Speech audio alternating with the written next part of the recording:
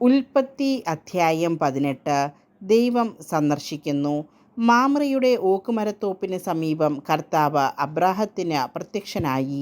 വെയിൽ മൂത്ത സമയത്ത് അബ്രാഹം തൻ്റെ കൂടാരത്തിൻ്റെ വാതിൽക്കൽ ഇരിക്കുകയായിരുന്നു.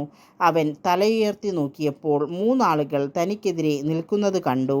അവരെ കണ്ട് അവൻ കൂടാരവാതിൽക്കൽ നിന്നെഴുന്നേറ്റ് അവരെ എതിരേൽക്കാൻ ഓടിച്ചെന്ന നിലംപറ്റെ താണ് അവരെ വണങ്ങി. അവൻ പറഞ്ഞു, യജമാനനെ, അങ്ങ് എന്നിൽ സംപ്രീതനെങ്കിൽ അങ്ങയുടെ ദാസനെ കടന്നു പോകരുതേ. കാലു കഴുകാൻ കുറച്ച് വെള്ളം കൊണ്ടുവരട്ടെ. മരത്തണലിൽ ഇരുന്ന് വിശ്രമിക്കുക. നിങ്ങൾ ഈ ദാസൻ്റെ അടുക്കൽ വന്ന നിലയ്ക്ക് ഞാൻ കുറേ അപ്പം കൊണ്ടുവരാം. വിശപ്പടക്കിയിട്ട് യാത്ര തുടരാം. നീ പറഞ്ഞതുപോലെ ചെയ്യുക എന്ന് അവർ പറഞ്ഞു. അബ്രാഹാം പെട്ടെന്ന് കൂടാരത്തിലെത്തി സാറായോട് പറഞ്ഞു, വേഗം 3 ഇടങ്ങഴി മാവെടുത്ത് കുഴച്ച് അപ്പമുണ്ടാക്കുക. അവൻ ഓടിച്ചെന്ന് കാലിക്കൂട്ടത്തിൽ നിന്ന് കൊഴുത്ത ഒരു ഇളം കാളക്കുട്ടിയെ പിടിച്ച് വേലക്കാരനെ ഏൽപ്പിച്ചു. ഉടനെ അവനത് പാകം ചെയ്യാൻ തുടങ്ങി. അബ്രാഹാം വെണ്ണയും പാലും പാകം ചെയ്ത മൂരിയിറച്ചിയും അവരുടെ മുമ്പിൽ വിളമ്പി. അവർ ഭക്ഷിച്ചു കൊണ്ടിരിക്കെ അവൻ മരത്തണലിൽ അവരെ പരിചരിച്ചു കൊണ്ടു നിന്നു. അവർ അവനോട് ചോദിച്ചു, നിന്റെ ഭാര്യ സാറ എവിടെ? കൂടാരത്തിലുണ്ട്. അവൻ മറുപടി പറഞ്ഞു. കർത്താവ് പറഞ്ഞു, വസന്തത്തിൽ ഞാൻ തീർച്ചയായും തിരികെ വരും. അപ്പോൾ നിന്റെ ഭാര്യ സാറായ്ക്ക് ഒരു മകനുണ്ടായിരിക്കും. അവൻ്റെ പിറകിൽ കൂടാരവാതിക്കൽ നിന്ന് സാറ ഇത് കേൾക്കുന്നുണ്ടായിരുന്നു. അബ്രഹാവും സാറായും വൃദ്ധരായിരുന്നു. അവൾക്ക് ഗർഭധാരണ പ്രായം കഴിഞ്ഞിരുന്നു. അതിനാൽ സാറ ഉള്ളിൽ ചിരിച്ചുകൊണ്ട് പറഞ്ഞു, എനിക്ക് പ്രായമേറെയായി, ഭർത്താവും വൃദ്ധനായി. എനിക്കിനി സന്താന സൗഭാഗ്യം ഉണ്ടാകുമോ? കർത്താവ് അബ്രഹത്തോട് ചോദിച്ചു, വൃദ്ധയായ തനിക്കിനി കുഞ്ഞുണ്ടാകുമോ എന്ന് ചോദിച്ച് സാറ ചിരിച്ചതെന്തുകൊണ്ട്? കർത്താവിന് കഴിയാത്തത് എന്തെങ്കിലുമുണ്ടോ? നിശ്ചിത സമയത്ത് വസന്തത്തിൽ ഞാൻ നിൻ്റെ അടുത്ത് തിരിച്ചു വരും. അപ്പോൾ സാറായ്ക്ക് ഒരു മകനുണ്ടായിരിക്കും. സാറ നിഷേധിച്ചു പറഞ്ഞു, ഞാൻ ചിരിച്ചില്ല. എന്തെന്നാൽ അവൾ ഭയപ്പെട്ടു. അവിടുന്ന് പറഞ്ഞു, അല്ല, നീ ചിരിക്കുക തന്നെ ചെയ്തു. Sodom Gomorrah.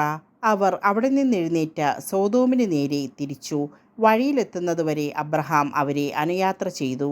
കർത്താവ് ആലോചിച്ചു, അബ്രാഹാം മഹത്തും ശക്തവുമായ ഒരു ജനതയായി തീരുമെന്നും ഭൂമിയിലെ ജനപദങ്ങളെല്ലാം അവനിലൂടെ അനുഗ്രഹിക്കപ്പെടുമെന്നും അറിഞ്ഞിരിക്കെ ഞാൻ ചെയ്യാൻ പോകുന്ന കാര്യം അവനിൽ നിന്ന് മറച്ചു വയ്ക്കണമോ?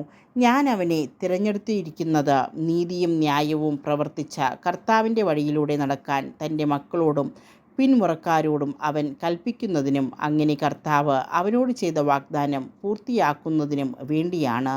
കർത്താവ് പറഞ്ഞു, സോദോമിനും ഗൊമോറയ്ക്കുമെതിരെയുള്ള മുറവിളി വളരെ വലുതാണ്. അവരുടെ പാപം ഗുരുതരവുമാണ്. അതിനാൽ അവരുടെ പ്രവൃത്തികൾ എൻ്റെ സന്നിധിയിലെത്തിയിട്ടുള്ള വിലാപങ്ങളെ സാധൂകരിക്കുന്നോ ഇല്ലയോ എന്നറിയാൻ ഞാൻ അവിടം വരെ പോകുകയാണ്. അവർ അവിടെ നിന്ന് സോദോമിന് നേരെ നടന്നു. അബ്രഹാം അപ്പോഴും കർത്താവിൻ്റെ മുമ്പിൽ തന്നെ നിന്നു.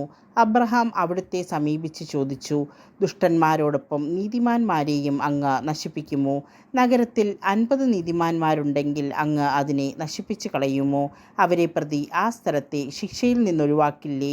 ദുഷ്ടന്മാരോടൊപ്പം നീതിമാന്മാരെയും സംഹരിക്കുക, അത് അങ്ങിൽ നിന്ന് ഉണ്ടാകാതിരിക്കട്ടെ. ദുഷ്ടന്മാരുടെ ഗതി തന്നെ നീതിമാന്മാർക്കും സംഭവിക്കാതിരിക്കട്ടെ. ഭൂമി മുഴുവൻ്റെയും വിധികർത്താവ് നീതി പ്രവർത്തിക്കാതിരിക്കുമോ?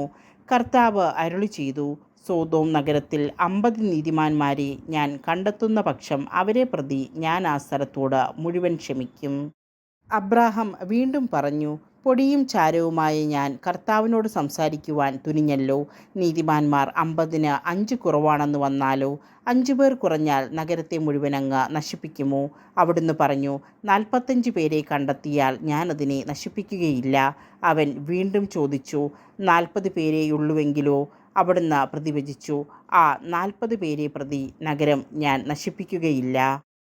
അവൻ പറഞ്ഞു, ഞാൻ വീണ്ടും സംസാരിക്കുന്നത് കൊണ്ട് കർത്താവ് കോപിക്കരുതേ. ഒരുപക്ഷെ 30 പേരെയുള്ളുവെങ്കിലോ? അവിടുന്ന് അരുളി ചെയ്തു, 30 പേരെ കണ്ടെത്തുന്നെങ്കിൽ ഞാനത് നശിപ്പിക്കുകയില്ല. അവൻ പറഞ്ഞു, കർത്താവിനോട് സംസാരിക്കാൻ ഞാൻ തുനിഞ്ഞല്ലോ. 20 പേരെയുള്ളുവെങ്കിലോ? അവിടുന്ന് അരുളി ചെയ്തു, 20 പേരെ പ്രതി ഞാനത് നശിപ്പിക്കുകയില്ല. അവൻ പറഞ്ഞു, കർത്താവേ, കോപിക്കരുതേ, ഒരു തവണ കൂടി മാത്രം ഞാൻ സംസാരിക്കട്ടെ. 10 പേരെ അവിടെയുള്ളുവെങ്കിലോ? അവിടുന്ന് അരുളി ചെയ്തു, ആ 10 പേരെ പ്രതി ഞാനത് നശിപ്പിക്കുകയില്ല.